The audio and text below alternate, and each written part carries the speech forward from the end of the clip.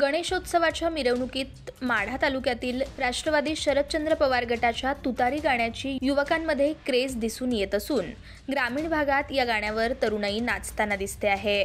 वाजू दे तुतारी या गाण्यावर युवक नाचण्यात बेधुंद झालेले पाहायला मिळत आहेत।